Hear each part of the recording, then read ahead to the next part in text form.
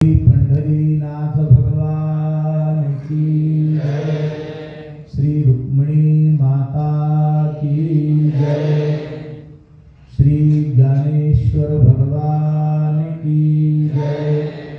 आलिंदी महातीर्थ क्षेत्र की जय। श्री वेदश्री तपोवनम की जय। श्री हनुमान जी महाराज की जय। श्री वृंदावन बिहारी लाल की जय। यज्ञेश्वरी जगज्जननी पूज्या गौ माता की जय। अखिल गोवंश की जय। हर हर महादेव। हरिशरणम। अत्यंत प्रसन्नता हुई। वेदश्री तपोवनम में रात्रि विश्राम का सौभाग्य प्राप्त हुआ और शयन के पूर्व भी पवित्र वेद वेदांग यज्ञ ब्राह्मणों का मंगलमय दर्शन हुआ और अब इस समय भी आप सब पूज्य ब्राह्मणों का मंगलमय दर्शन करके वैष्णवों का दर्शन करके मन अत्यंत आह्लादित है।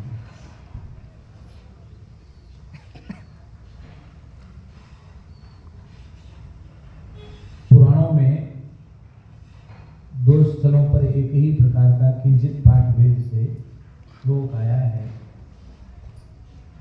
गोभिर विप्रैश्च वेदैश्च सतीभिः सत्यवादिभिः अलुभैः दानशीलैश्च सप्तभिः धार्यते मही। सप्तभिः मही धार्यते। इन 7 स्तंभों पर यह पृथ्वी स्थिर है। उनमें सबसे पहला स्तंभ है गाय, दूसरा स्तंभ है ब्राह्मण, तीसरा स्तंभ है वेद और चौथा स्तंभ है धर्मपरायणा सती साध्वी पतिव्रता माताएं। सत्यवादी पुरुष, लोभ रहित पुरुष एवं दानशील पुरुष भी पृथ्वी के स्तंभ हैं। स्तंभों में प्रधान गाय है। गाय के रक्षण से वेद का रक्षण होता है। महाभारत में भगवान व्यास ने कहा, धेनूनाम विप्राणाम चैव धेनूनाम कुलमेकम द्विधा कृतम्। गौ और ब्राह्मण का कुल एक ही था। व्यवस्था की दृष्टि से ब्रह्मा जी ने विभाग कर दिया।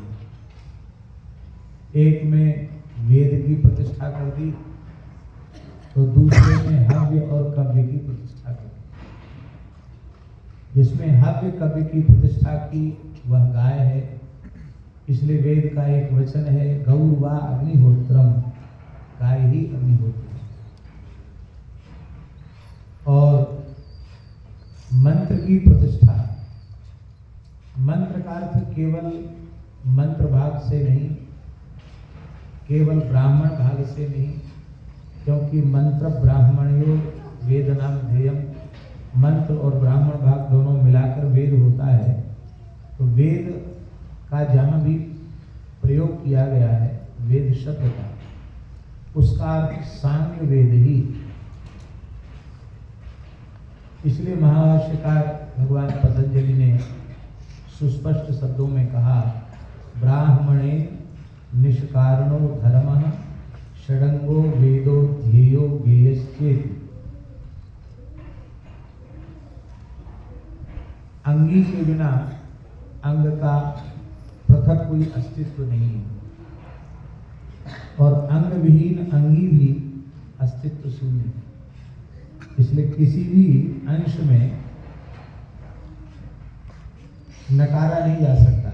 यद्यपि यह एक बड़ी विडंबना की बात है कि जहाँ तक हमारी जानकारी है उसमें समग्र भारतवर्ष में विधिवत षडंग वेद का पाठ्यक्रम अभी कहीं भी निर्धारित नहीं होता। जिसमें कोई ऐसी कक्षा हो कि प्रथमा से लेकर या प्रवेशिका से लेकर आचार्य जब द्विजाति बालक आचार्य की परीक्षा उत्तीर्ण करे तो षडंग वेदाचार्य की उपाधि से विभूषित होकर के वो निकले। उसमें दो बातें हैं, एक भाषा में प्रवेश के लिए व्याकरण है और एक व्याकरण के लिए व्याकरण है। एक न्याय शास्त्र में प्रवेश के लिए न्याय शास्त्र का अध्ययन है, तर्क शास्त्र का अध्ययन है, और एक तर्क शास्त्र के लिए तर्क शास्त्र का अध्ययन है।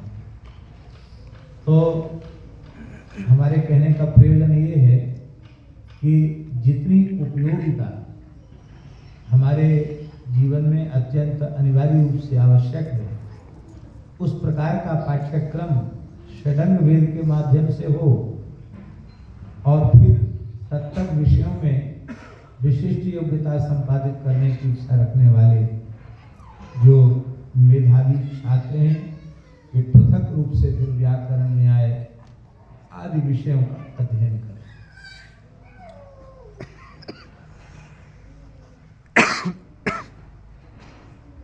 गाय के रक्षण से ब्राह्मण का रक्षण है, ये बात पूर्व काल में कहने की आवश्यकता नहीं थी। वर्तमान समय में कहने की आवश्यकता इसलिए हो गई, पूर्व काल में इसलिए आवश्यकता नहीं थी क्योंकि हमारी जो वैदिक गुरुकुल शिक्षा पद्धति थी, गुरुकुलों में जिस प्रकार की वैदिक शिक्षा होती थी, वे सब गौ और ब्राह्मण के पोषण के एक विराट संस्थान हुआ करते।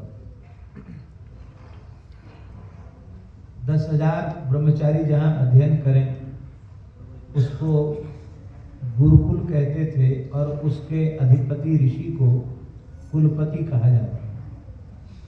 और आप विचार कर सकते हैं कि 10,000 ब्रह्मचारी जहाँ हों, उनको पढ़ाने वाले आचार्य जहाँ हों, ऋषि परंपरा से वे वहाँ निवास करते हों और अतिथियों का आवागमन भी हो और हव्य कव्य यथा साध्य और यथा समय उनको उनके माध्यम से देवता और पितरों का अर्चन भी हो, तो इस सब के लिए कितने बड़े गोवंश की आवश्यकता होती होगी, यह आप सब विचार हम सब विचार कर सकते हैं। इसलिए बहुत बड़ी संख्या में गायें पाठशालाओं में हुआ करती थी और ब्रह्मचारी गोचारण करते करते, गो सेवा करते करते ही षडंग वेद के विद्वान हो जाते। बहुत प्रसिद्ध है, सत्यकाम को ब्रह्म विद्या गो सेवा से ही प्राप्त। आप सब अत्यंत सौभाग्यशाली हैं कि ऐसे पवित्र वातावरण में रहकर आपको षडंग वेद के स्वाध्याय का सौभाग्य। यह जगत भगवान के संकल्प से उत्पन्न है, भगवान के संकल्प से ही पोषित है और भगवत संकल्प से ही नए सृजन के लिए प्रलय भी होता है। प्रलय के लिए नहीं होता, प्रलय भी नवीन सृजन के लिए ही प्रलय होता है। इसलिए भगवान ने क्रीडार्थमात्मन इदं जगत श्रुतं चे, यह जगत भगवान ने अपनी क्रीड़ा के लिए बनाया है। तो इस जगत को सुव्यवस्थित रखना ये भी भगवान का ही कार्य है। तो भगवान अपने इस कार्य को आत्मस्वरूप महत् पुरुषों के द्वारा संपादित करते हैं। किसी के द्वारा गोवंश की सेवा का कार्य, किसी के द्वारा वेद की सेवा का कार्य, किसी के द्वारा वेदांगों के रक्षण का कार्य भगवान ही कृपा पूर्वक संपन्न कराते हैं। हम सबका परम सौभाग्य है कि परम पूज्य प्रातस्मरणीय धर्मनिष्ठ राष्ट्रभक्त गौ और ब्राह्मण के परमोपासक वेद वेदांग के प्रति अत्यंत समादर का भाव रखने वाले पूज्य अनंत श्री समलंकृत स्वामी श्री गोविंद देव गिरि जी के जैसे दिव्य महत्पुरुष का दर्शन, उनका मार्गदर्शन और उनका सानिध्य प्राप्त है। हमको ऐसा लगता है कि भगवान वेद ने ही अपने संरक्षण के लिए, अपने प्रचार प्रसार के लिए पूज्य स्वामी जी का वर्ण करें।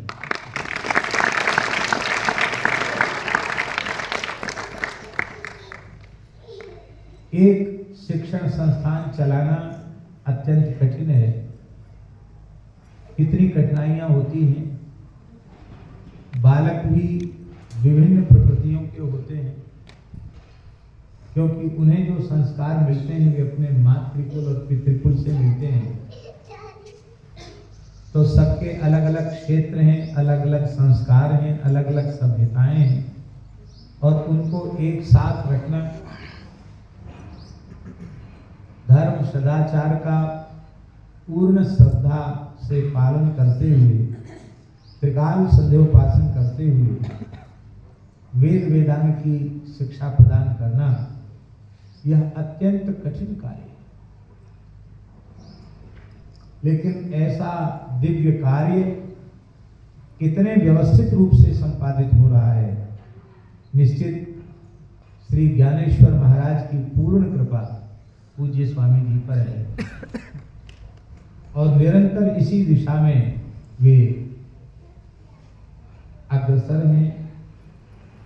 हम लोग बड़े सौभाग्य से उनका अमृत महोत्सव मनाएंगे। उनके जीवन के राष्ट्र की सेवा करते हुए, वेद पुरुष की सेवा करते हुए, ब्राह्मणों की सेवा करते हुए, उनके जो जीवन के 75 शरद एक आदर्श महत्पुरुष के रूप में व्यतीत हुए हैं, एक प्रेरक महापुरुष के रूप में व्यतीत हुए हैं, उनका उत्सव हम लोग मनाएंगे और हमें भी उसमें उपस्थित होने का सौभाग्य प्राप्त होगा। ये हम अपने ऊपर पूज्य स्वामी जी का महान अनुग्रह मानते हैं। सच्ची बात तो ये है कि उनको हम गुरु भाव से ही देखते हैं, गुरु भाव से ही उनका दर्शन करते हैं। वैसे तो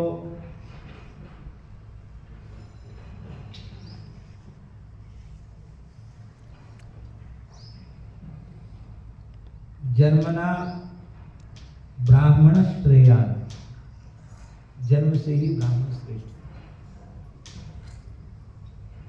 और तप, श्रुत और जन्म तीनों से युक्त जो ब्राह्मण है उसे ही ऋषि कहा।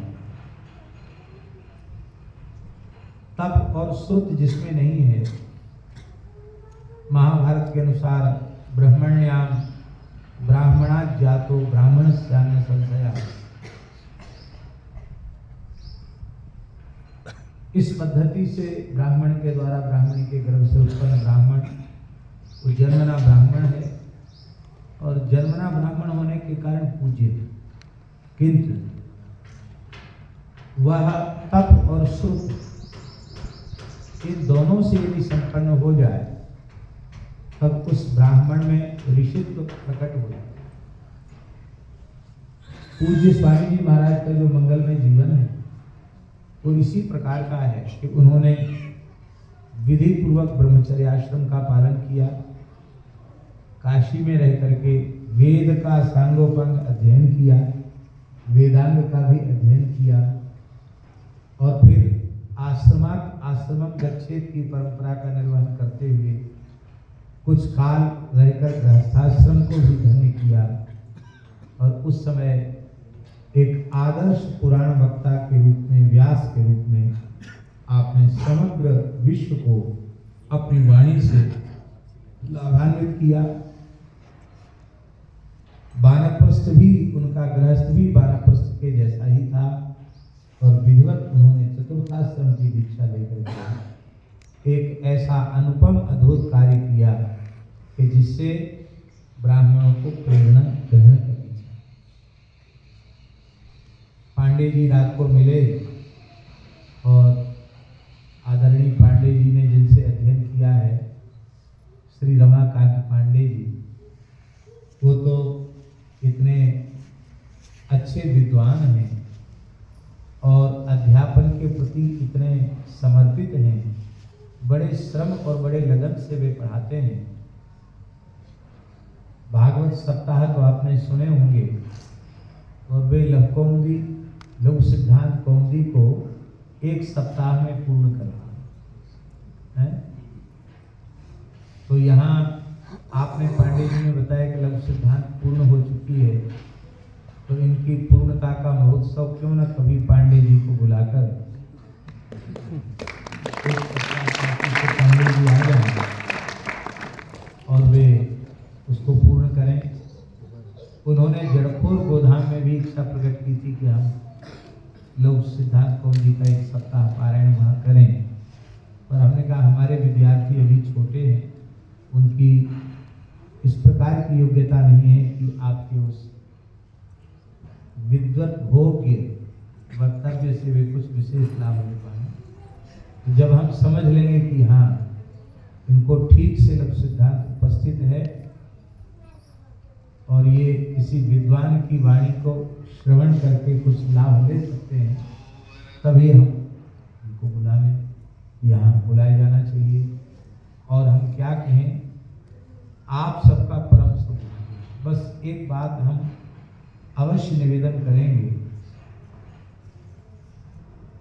वो ये है कि हम केवल वृत्ति के लिए इस विद्या को स्वीकार करें, इसके प्रति हमारे हृदय में अगाध निष्ठा हो।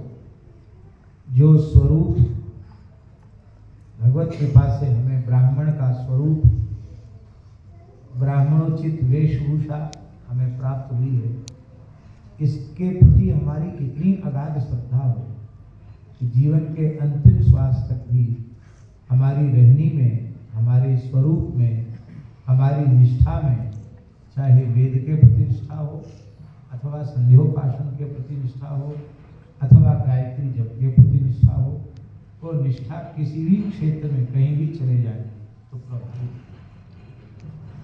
यदि यह हो गया तो आप सबका यह गुरुजनों के चरणों में बैठकर पढ़ने का श्रम सफल हुआ माना जाएगा। अन्यथा केवल वृत्ति के लिए हम इसे स्वीकार करें और हमारी जैसी श्रद्धा होनी चाहिए वैसी श्रद्धा उसमें न हो, तो हमारे जीवन में आचार की प्रतिष्ठा नहीं है। वह आचार प्रभवो धर्म, वह आचार प्रथमो धर्म, आचार परमो धर्म, आचार्यहीनम न पुनन्ति वेदा। तो फिर हमारा पढ़ा पढ़ाया भी व्यर्थ हो जाए। आप सब जानते हैं, है तो वेद का ही मंत्र, पर पतंजलि जी ने उसे उद्धृत किया है। उतत्वः पश्यन्न ददर्श वाच मुतत्वः शृण्वन्न शृणोत्येनाम उतोत्वस्मै तन्मं विसस्रे जाएव पत्य पुषति सुवासा। इस मंत्र का अर्थ है उतत्वः पश्यन्न ददर्श वाचम। एक कोई ऐसा अहंकार अपने में रखता है कि हमने संपूर्ण वेद को उसके अंगों के सहित देख लिया है अर्थात पढ़ लिया है, पर वस्तुतः उसने देखते हुए भी नहीं देखा। पश्यन्न ददर्श वाचम, वाचम माने वाग विषयम, वाग विषय को, वेदादि शास्त्रों को वस्तुतः उसने देखते हुए भी नहीं देखा। एक कहता है कि हमने गुरुजनों के द्वारा आद्योपांत सुन लिया है, तो वस्तुतः उसने सुनते हुए भी नहीं सुना। और एक ऐसे महानुभाव हैं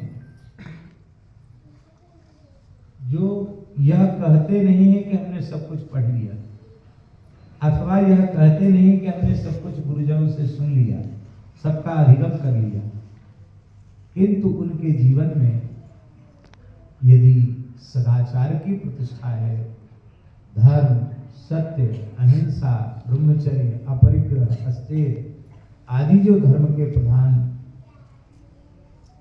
लक्षण हैं, उनकी प्रतिष्ठा यदि उसके जीवन में है तो उतोत्तस्मै तन्वं विसस्रे, उस भाग्यशाली ब्राह्मण के लिए भगवती सरस्वती अपने आप को समर्पित कर देती है।